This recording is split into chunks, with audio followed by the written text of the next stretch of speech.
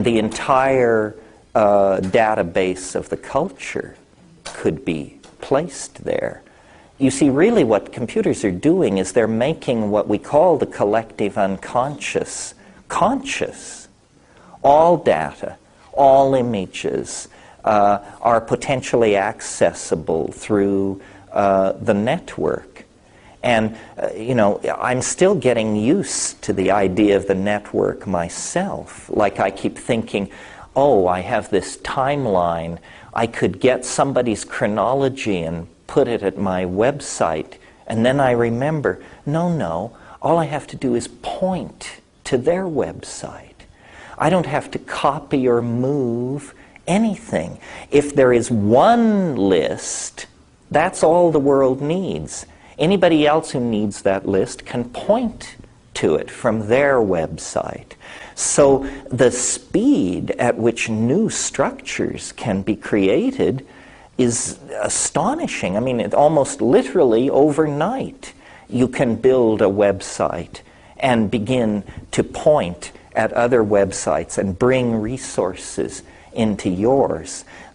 This is a technology which is going to turn out to not be what people think it is. It's going to be a technology for showing each other the inside of our heads, for showing each other our dreams. You know, one thing I didn't talk about in the main part of the lecture is that psychedelics are catalysts for language. They speed up and catalyze the language formation process. And a culture cannot evolve any faster than its language evolves.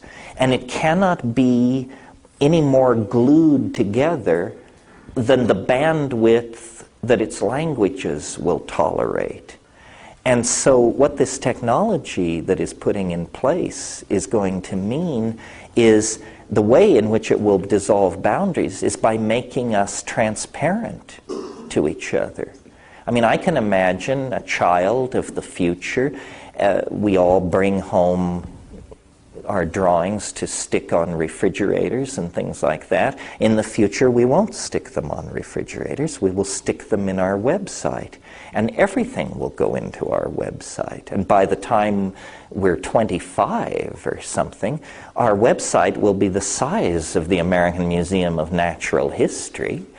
And you can wander through it. And as a gesture of intimacy, you can invite someone else to wander through it. Well, that's who you are. It's your imagination. And I think, in a sense, I've said at times that the cultural enterprise is an effort to turn ourselves inside out.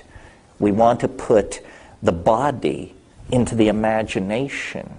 And we want the imagination to replace the laws of physics. With these technologies, we can probably do that, but it'll have to run on psychedelic design principles, or it's certain to be a mess.